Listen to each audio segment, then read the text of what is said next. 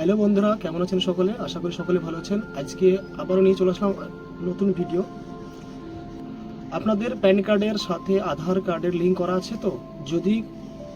যদি কখনো লিঙ্ক না করা থাকে তাহলে কিন্তু বড় সমস্যায় পড়তে পারেন। সরকারের নিয়ম অনুযায়ী প্যান কার্ড ও আধার কার্ডের লিঙ্ক করা বাধ্যতামূলক। যদি লিঙ্ক না করা থাকে তাহলে আপনার প্যান কার্ড বন্ধ হয়ে যেতে পারে, ইনকাম ট্যাক্স ফাইল করা যাবে না, এমনকি ব্যাংকের কোনো কাজেও আটকে যেতে পারেন।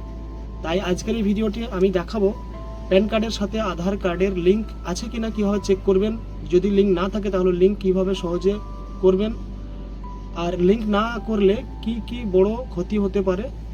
তাই ভিডিওটি শেষ পর্যন্ত দেখুন, কারণ এই তথ্যটি আপনার জন্য খুবই গুরুত্বপূর্ণ। তো প্রথমে আমাদের ব্রাউজার, যে কোনো একটি ব্রাউজার ওপেন করে নেব এবং সেখানে লিখে দেব ইফলিঙ্ক।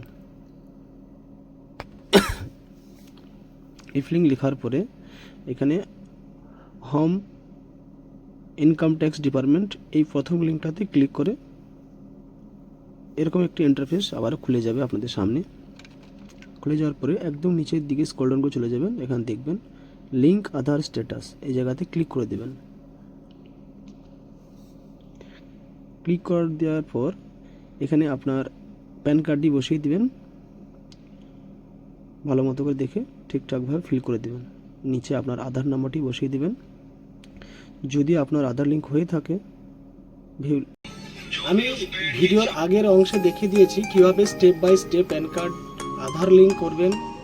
এই ভিডিওটি যদি আপনার কাজে লাগে তাহলে অবশ্যই লাইক করবেন, চ্যানেলটি সাবস্ক্রাইব করবেন এবং এই গুরুত্বপূর্ণ তথ্যটি আপনার বন্ধুদের সাথে শেয়ার করবেন, কারণ অনেক মানুষ এখনও জানেন না যে প্যান কার্ড আধার কার্ডের লিঙ্ক না থাকলে ভবিষ্যতে বড় সমস্যা পড়তে পারেন। ধন্যবাদ সবাইকে।